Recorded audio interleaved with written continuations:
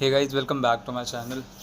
तो आज हम बात करेंगे ऑडिट के बारे में। मैंने अभी तक जितना ऑडिट किया है जिसका किया है, एंड मैंने एक ही ऑडिट किया है। आई थिंक मैंने कल भी ये चीज़ बताई थी आपको। तो कैसा क्या मेरा ऑडिट एक्सपीरियंस रहा था एंड क्या क्या मेरी खुद की ऑब्जर्वेशंस थी, है ना।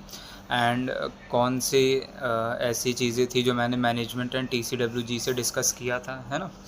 तो पहले मैं आपको इंट्रोडक्शन देता हूँ कि एक्चुअल में मैंने ऑडिट किया किसका था, है ना। तो भाई, जो ऑडिट मैंने किया था वो एक कंस्ट्रक्शन कंपनी थी जिसका मैंने ऑडिट किया था। तो रियल इस्टेट का काम था उनका, है ना।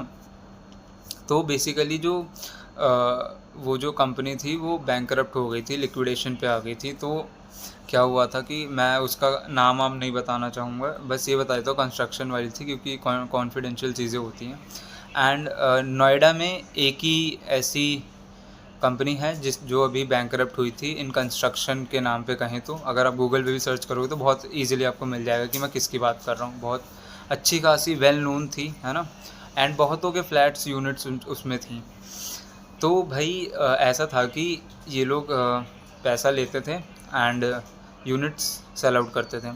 तो इन्होंने क्या किया था, इन्होंने बहुत सारा पैसा ले लिया था एंड कंस्ट्रक्शन नहीं किया, है ना। कुछ कुछ यूनिट्स बना के सेल कर दी, बट ऐसा था कि बहुत लोगों का पैसा लेके इन्होंने क्या किया, उसको कहीं और लगा दिया, है ना। बेसिकली क्या होता है, अगर हम पैसा लेते हैं तो जिस पर्पज़ के लिए हमने लिया है उसको फुलफ़िल करना होता है ना।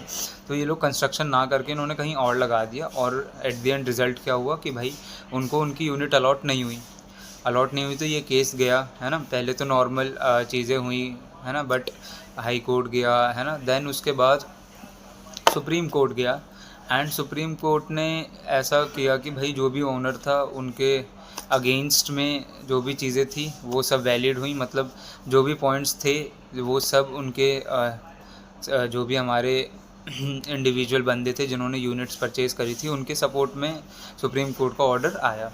तो इसमें ये था कि अब जो वो थे उनको तो जेल में डाल दिया, बट ये था कि अब इसकी रिस्पॉन्सिबिलिटी लेगा कौन, है ना।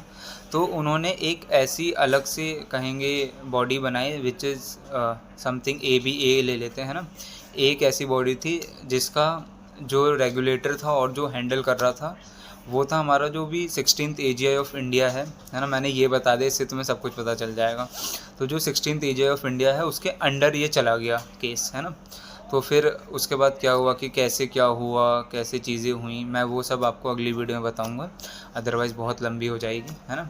तो कैसे क्या यूनिट्स अलॉट हुई, क्या चल रहा है, अभी कुछ हुआ नहीं हुआ, वो सब मैं आपको धीरे धीरे करके बताऊंगा। तो मिलते हैं अगली वीडियो में।